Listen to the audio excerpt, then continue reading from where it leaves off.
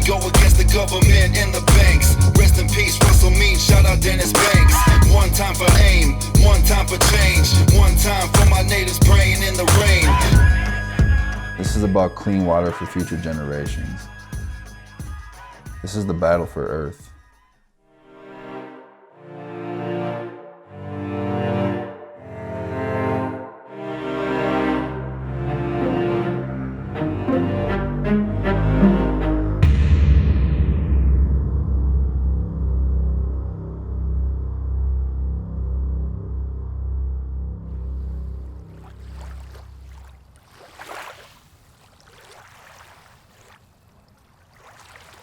Thank you, Madam Chair and Commissioners. Good morning. Eric Swanson on behalf of Enbridge Energy. First, I want to say we're happy to be here today to discuss this critical safety and integrity-driven project. Enbridge is responsible for the largest spill in U.S. history inland, and it was here in Minnesota, next to Grand Rapids. So we're looking at something like that. This is the largest freshwater lake in the world by surface area. This would be the terminus of the LN3 pipeline.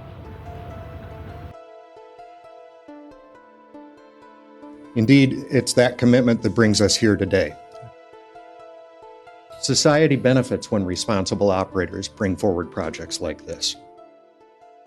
Certainly the United States at the federal level is going backwards, getting rid of fuel economy standards, exiting the Paris Climate Accord. The United States is not leading, but everyone in this room knows that. It's time that we as people reconnect with the 7 teachings.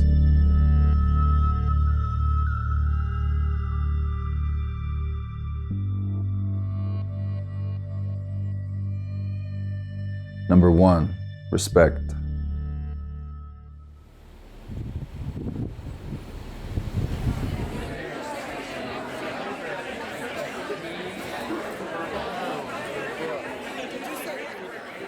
What we all know is that Enbridge Company went out and bought 28% of the Dakota Access Pipeline.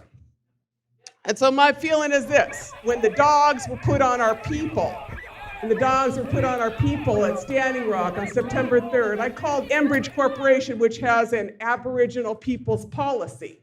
And I said, they need to call off the dogs. They need to do the right thing, and they need to have a comprehensive environmental impact statement, because they say that they want to work with people. You need to tell the state of North Dakota to demilitarize that and to get the MRAP out of there. The mine-resistant armored personnel carrier. I wrote my several letters to Al Monaco, the president of Enbridge, and he did not respond. So my position is that Enbridge is responsible for 28% of the injuries in North Dakota. Enbridge is responsible for 28% of the tanks, 28% of the rubber bullets, the water they poured on us, the heartache they caused us, the indignities, the people who were strip searched and put in dog kennels. Enbridge is responsible for that. And we are not going to forget that. And so when they come knocking back over here, we need to tell them that this is not Morton County. This is not Morton County. And there are no tanks here, there are no bullets here, and there are no more pipelines coming in here. That's what we need to tell them. It's a beautiful day, St. Paul. It's a beautiful day to stand up for the water. This is for you.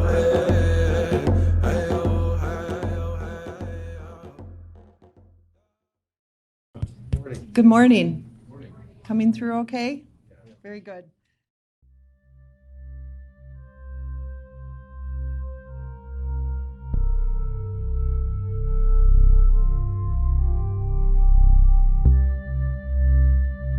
The purpose of today's hearing is for oral argument on the proposed Line 3 replacement project. From Enbridge's perspective, this is their largest project in company history, and everything is riding on this. And then on the other side, landowners, Anishinaabe people, youth, all these people that are hunters, fishers, that are looking at a tar sands line going through untouched places. We're talking about sending tar sands through the headwaters of the Mississippi River and through all of its treaty territory along the way in 41 wild rice watersheds. Enbridge is asking you, the Commission, to issue a certificate of need and a route permit, which will relinquish through eminent domain 340 miles of northern Minnesota to a private company. Each of these 340 miles represents the livelihoods, homes, rights, clean water, culture, climate change impacts, and people of Minnesota. The state of Minnesota is being asked to give up something more valuable than the price of this pipeline. Replacement of Line 3 is the responsible thing to do, both for our communities and for the environment. Enbridge has, consistently throughout this process stated that it cares deeply about the citizens of Minnesota and that this is about job creation. This is about replacing an aging line, an over 60-year-old pipeline that is currently leaking. If that were all there were to it, I think that we'd be in a very different situation. But what we're looking at instead is Enbridge needing to expand the industry. We're looking at oil that is not meant for Minnesota markets. It's meant for foreign economy. For the tar sands producers, the need is to get more oil to the oceans. So there are 3 pipelines out there, not just this one. There's the Keystone XL project, there's the Trans Mountain Expansion project, there's this one. They are all designed to get as much oil to the coast as possible. The survival strategy is to get access to some kind of global markets that are supposed to make up for the lack of demand in the United States. So what gives? If the demand is dropping, if the likely production is dropping, why is there this need for a pipeline?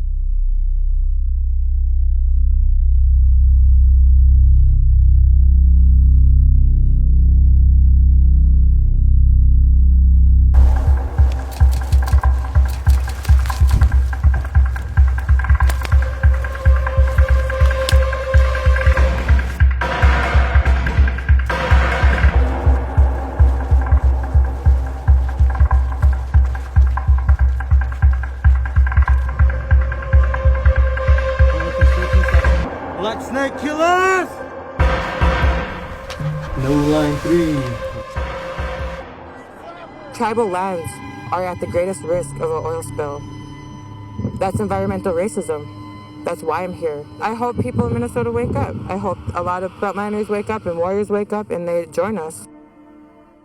We want to shut this pipeline down.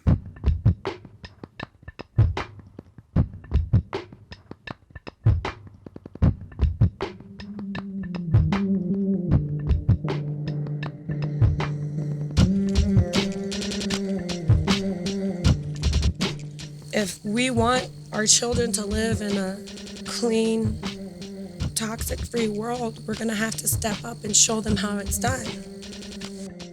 Everyone here is fearless. There's courage here. There are warriors here, from all walks of life. Not just Indigenous people. It's not just an Indigenous fight.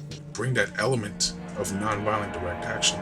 It doesn't look too good with the pipeline moving right behind her while she's getting arrested. Well, explain why. What are you doing? Someone's just being arrested right now. Grabbed by 2 officers for no reason. Law enforcement is here to uphold the law of corporations and private property because they have money, they have nice vests, they have logos. We don't have money, so we're here because this is our only option. Number 2, truth. Truth is something that we have to learn to express. It's got to come through our hearts and our chests, not so much through our brains when we stress. You can find truth on a quiet night. You can also find it in the wild rice. We believe that we are our ancestors' prayers in motion right now. With us, the Ojibwe, what we're protecting is the wild rice, the food that grows on water. This is what a sustainable economy looks like, thousands of years of rice. Nobody else in the world has thousands of years of the same economy but us. How about we hang out with it for another 1,000 years? You know what I'm saying? This is a low carbon economy that does not require fossil fuels to haul it around the world, right?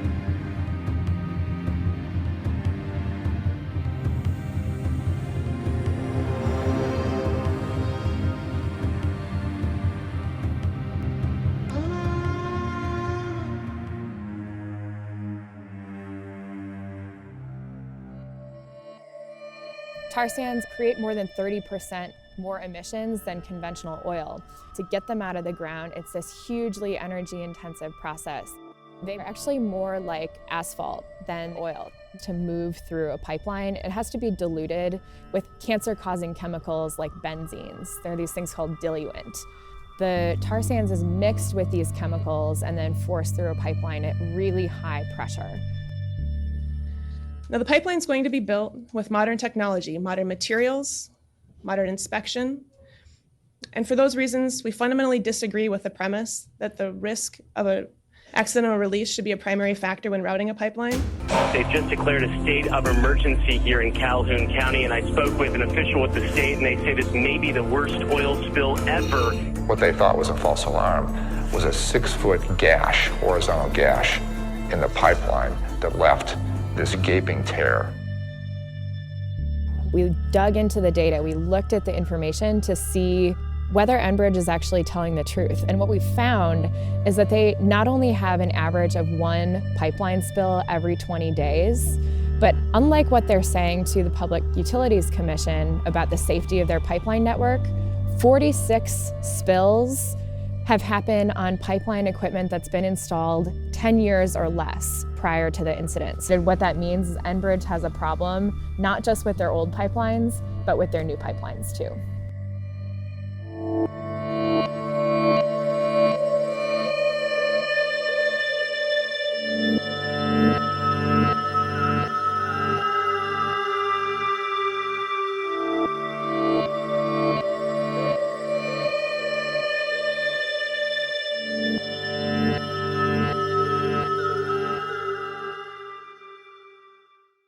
We don't own Enbridge in our portfolio. And one of the things for Enbridge is they have a big project that has to receive final approval from Minnesota. I think once that comes through, that will kind of lift a bit of an overhang on the stock because the market doesn't like any sort of uncertainty.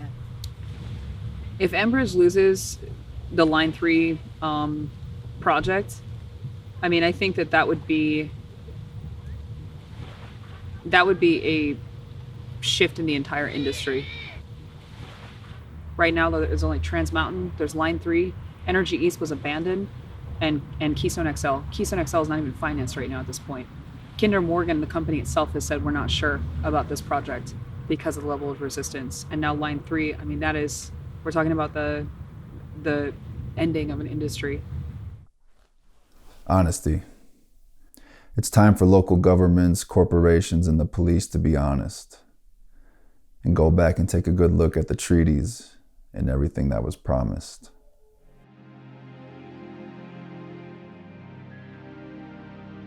Everything that has something to do with the state of Minnesota has forest or water on it. In my opinion, the treaties is what's keeping this beautiful Minnesota environment, that they're so proud of. They're proud of those 10,000 lakes. They're proud of the hunting. They're proud of the world-class fishing. But putting this pipeline through all of it doesn't make sense.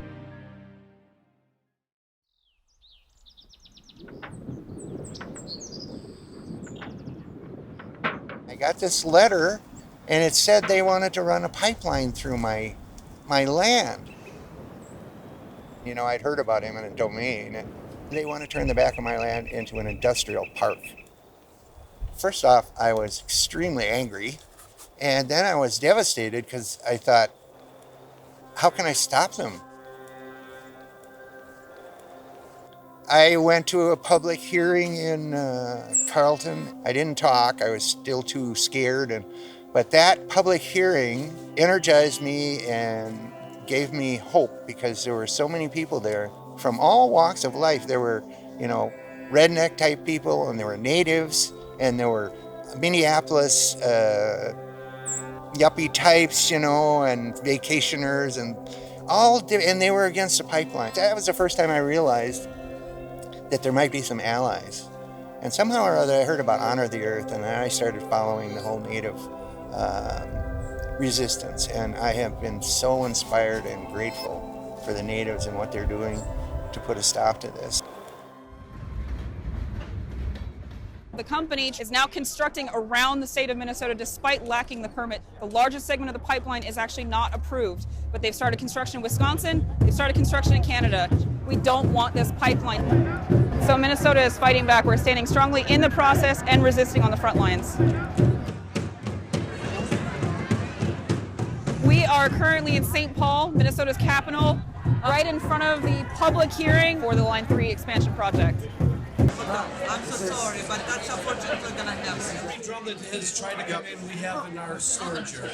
This drum has been with me in Standing Rock, and it's a sacred object.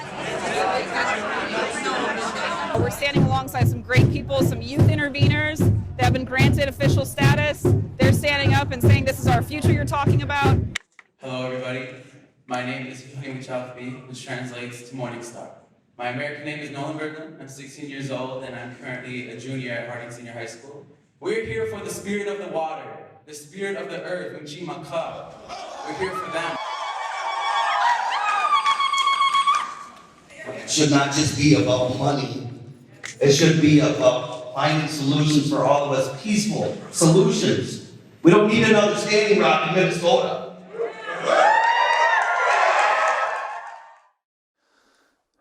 Wisdom. Wisdom is to know that the earth is a gift and it has a reason.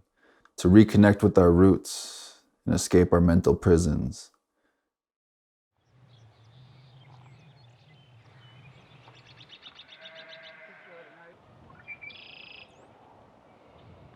Several years ago, we had a similar project, smaller scale in this community. It completely tore our community apart. The pro-pipeline, the anti-pipeline people, families are torn apart by it, and so that's one issue, is that it causes division in the community. Another issue is that they're transient workers, so there's like man camps and people who don't live in this area. It's a danger to our community. There's sex trafficking, prostitution, drug use, all kinds of things come with these projects.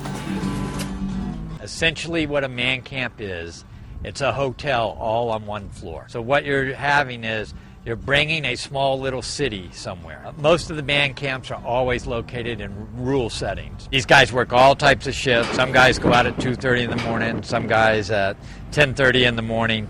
There's never any normal here. We're not selling our souls for a barrel of oil. We just aren't going to do that. Work and have to face week after week trafficked youth, children. This is a dire concern for Minnesota. And to counter something said by Enbridge, man camps are an issue, yes, but when you disperse these workers into our campgrounds and our hotels, you are making it more difficult for our law enforcement officials to stay on top of it. You are putting our children at further risk. Every day there's another woman from another tribe, mother of 5, mother of 3, grandmother, niece, daughter. Every single day, one goes missing.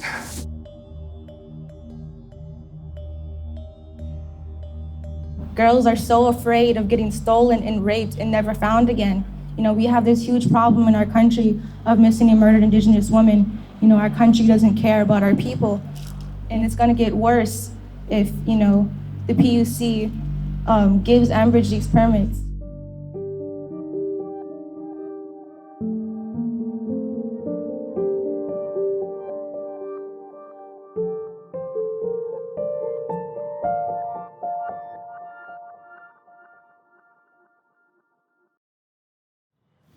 If Enbridge come through and something happened, they don't clean it up, we clean it up. That's what worries me. Going under the rivers to me is just, that's insane. The Willow is the Mississippi and the Mississippi is the Gulf of Mexico. I just feel they think that we're stupid and that we don't have the guts to fight them. I'll fight for anything that I think is right for my family. I've got 72 family members. I'd hate to think of any of my kids or grandkids having to walk around in that stuff up to their knees.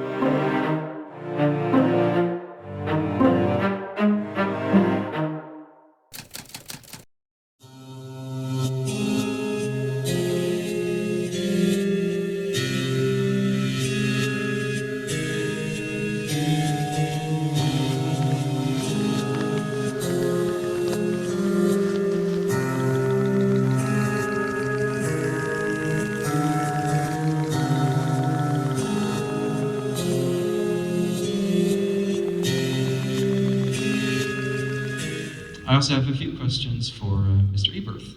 Are you familiar with the Enbridge climate change policy? Yes, Mr. Pearson, generally familiar, yes. As I would hope, given your leadership position on this project. So would you tell me, according to that policy, what causes climate change? I have to look back. If you have the policy, we can pull it up. I don't want to misspeak, but I assume human impacts are part of it. Absolutely right. Yeah, it's greenhouse gases from human impacts. Policy is very clear on it. Humility. Humility is to be humble. And to be humble is to see beyond financial profits before the climate crumbles. Because protecting a finite resource like water should not be this much of a struggle. Is there some security here? Could just shut that door? We're gonna stop the leader. Let her speak. Either sit down or we stop the hearing. How do you get to silence voices? Shut this shit down.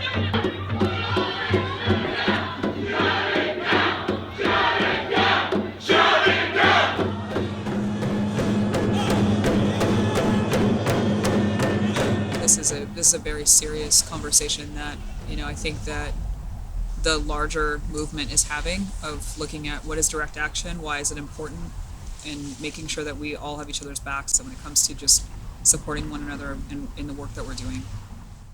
Thank you, Councillor Fobovich. And Hi, excuse me, I'm sorry to interrupt.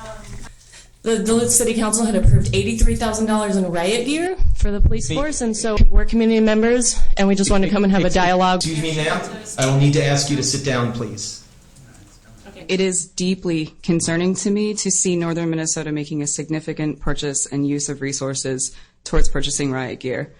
It's my understanding this council voted 8-0 to support what happened over in Standing Rock. I spent 6 months of my life resisting the Dakota Access Pipeline. It was a struggle that was brutal, and we saw police officers brutalizing human beings that were standing up for their water and also constitutionally demonstrating. We have the right to constitutionally demonstrate. We are standing here to say, no, we're saying no to this pipeline. Enbridge lies! Enbridge claims that it cares about the Minnesota process. It claims it cares about our law. Look at all those pipes that they have brought into this state illegally. It should not be on these lands. These are Anishinaabe lands in the 1854 treaty. Our treaties should be followed. Our treaties must be followed. Our future matters. We see the police officers working side by side with Enbridge. Side by side. We saw that happen in Standing Rock. We are fighting for Mother Earth. We are doing it unarmed, peacefully. That scares them. The necessity defense is an affirmative defense. So basically people who are, for instance, the valve turners. The valve turners are these people that were willing to shut down the entire input of oil from Canada for a day. They went to every major stop and shut down the oil industry for a day. Obviously they were caught. They did this all very publicly when it happened, and they were filmed, and they were very clear in what they were doing. Many of them used the necessity defense. So although I know what I did was wrong, this is trespass, this is I broke a chain or whatever, although I know that that's wrong, the harm that I'm trying to prevent is much greater. This is literally people's futures that are on the line. We're looking at wildfires that have been consistently getting larger and earlier in the western part of the country. We're looking at, rising seas, sending people off their traditional homelands. That's already happening. We already have climate change refugees in the United States and around the world. We're looking at countries that are running out of water, literally. They're out of water. They don't have fresh water anymore. And all that compounded versus I went and broke your chain.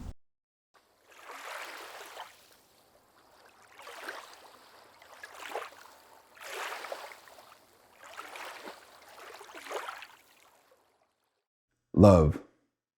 It ain't always a white wedding and flying doves. Love is something that I'm wishing to see. Love is something that the Creator gave to us unconditionally. Love is something as simple as saying, Gizagi in. which means I love you in Ojibwe Mowen.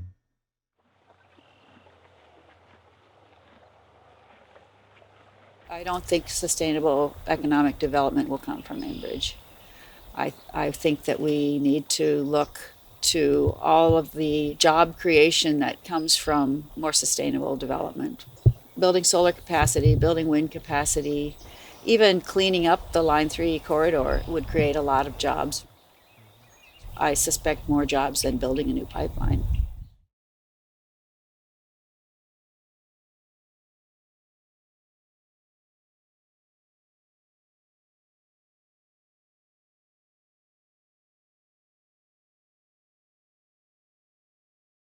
We need to move into a post-fossil fuels economy. This is what wind looks like in tribal communities. White Earth, Class 4 wind, thank you. Red Lake, Class 4 wind. You guys over at Leach are not quite so windy, I'm sorry. That's what energy security looks like, right? That's what energy security looks like. It should meet the needs of our tribes and meet the needs of our communities. And now is the time when we should get the financing for it, and we should have the political support of the state of Minnesota. Because that's what justice looks like. We're at this moment where we can make a choice between two paths, and we got to decide which way to go, and we're going to have to take a lot of people with us.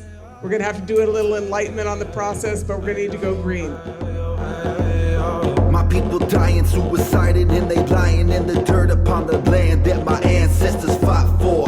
Standing on the front lines against the oil pipelines like Chuck E. T. and Dallas Goldtooth. Enbridge and Keystone is pollution. My reservation needs a revolution. My reservation needs a revolution. It's the resolution for the revelation. My reservation needs a revolution. It's the resolution for the revelation.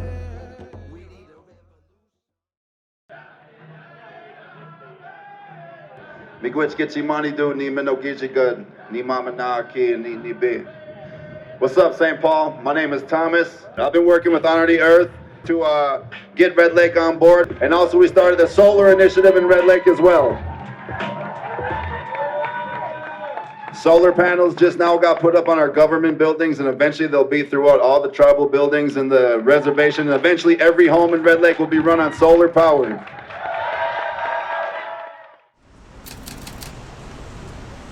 Enbridge has made all of these commitments because it's dedicated to the success of this project, and it's committed to working with and addressing stakeholder concerns. Replacing Line 3 is the responsible thing to do. Everybody say no Line 3. No Line 3. Say no Line 3. No Line 3. Yee! So I want to extend a big miigwech to Minnesota 350 and all the other organizations that put this on today, and all the water protectors, land defenders that have been doing their thing nonstop to defend our monomen, our water, and our ways of life here. So a round of applause for all our water protectors out there doing their thing, man. No Line 3, protect the water. No Line 3, defend the sacred. No Line 3, protect the water. Ojibwe warriors on the front lines.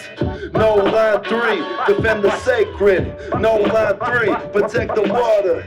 No Line 3, defend the sacred. Ojibwe warriors on the front lines. We are in a process that is so apathetic and so not geared toward the humanity of the people who are impacted by projects like Line 3. And we get bogged down in this very technical, very legal process.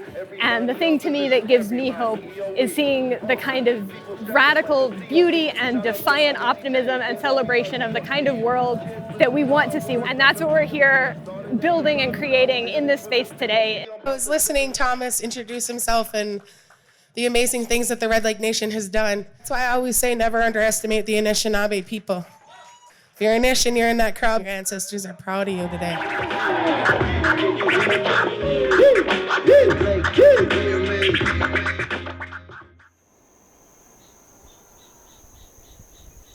If the system works, the Public Utilities Commission will not issue the permit for this pipeline. They held, hearings, sets of hearings. People came, testified, and then they came back and testified again, and then they came back and testified again. In total, 68,000 people submitted testimony. 94% of the comments were opposed to the pipeline. Pretty much nobody wants this pipeline. Most of us look nationally and we feel like the system is broken. If the system does not work, we will have literally a civil war in northern Minnesota.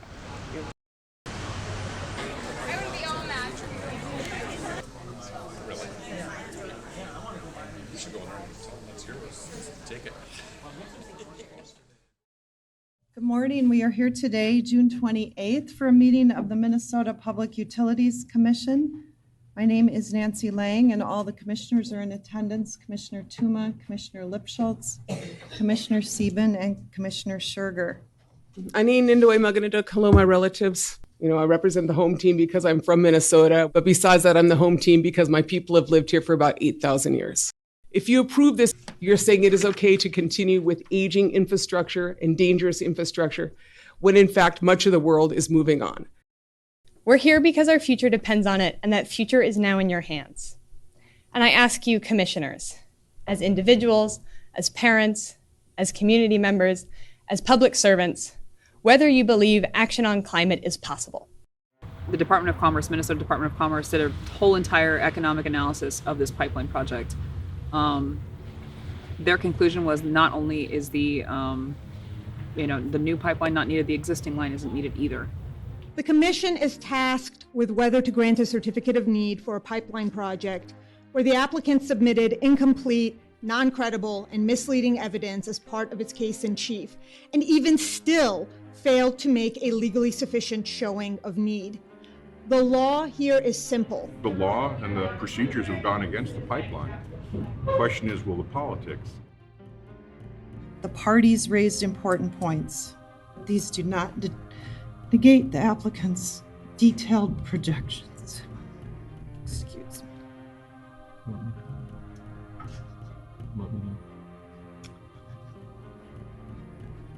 Excuse me. Sometimes we have to make decisions we don't aspirationally agree with. Is there a motion then? Yes, Madam Chair. I'll move that we grant a certificate of need for the Line 3 replacement project. And with that, commissioners, you've heard the motion before us. If there's not any more discussion, we will vote. All in favor of Commissioner Lipschultz's motion, please say aye. Aye. Aye. The motion carries. You have just declared war on the Ojibwe. I feel like, after the heartache of all this battle, we will at some point get victory, but it has been grueling. It has been brutal. There's a lot of people that put their hearts and souls into protecting our water. For them, they deserve it,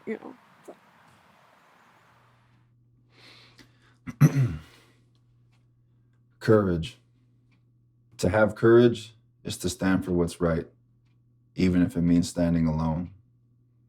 To stand for those who can't stand, for future generations, for your home. The state of Minnesota just sold us all out for a Canadian Pipeline Corporation. My ancestors made agreements with your ancestors. And those agreements were that we would keep our water, we would keep our rice, we would keep our trees, and we would keep life for our future generations. You need to stand with us. We need to stand together. Young warrior, native soldier, got the res and the people on my shoulders. Anishinaabe, in Dakota, go to war, I'ma ride till it's over. I don't gotta get up on the mic and say my style's tight. All you gotta know is that I'll die for the wild rights. Young Niji with the rap, check the rhyme scheme. All my people yelling out, no line 3. Kill the Indian, save the man, fuck that. Kill the pipeline, save the land, we gon' bust back. I don't think a approval is necessarily a loss. I think an approval is unfortunate, and it's something that shows how desperately skewed the system is. It's skewed towards industry and not towards the citizens. I think the wins and losses really come from the ground resistance and from people taking up their courage to protect the future generations and protect the water. For every river, lake, creek, watershed, and every wild rice bed, we rise. Resistance, resistance, resistance. 500 resist, resistance, resistance,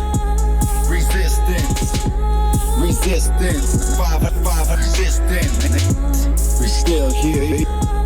We still here. We still still here, we still here. From Dennis Banks and everybody in the longest walk, to all the water protectors who took a stand at Standing Rock, we rise.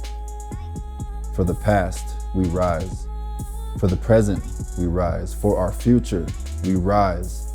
For our very existence, we rise. Ojibwe time. Ojibwe time. Ojibwe time. Ojibwe time. Ojibwe time. Ojibwe time. Ojibwe time. Ojibwe time. Ojibwe. Ojibwe time. Ojibwe time. Ojibwe time. Ojibwe time. The time to rise is now.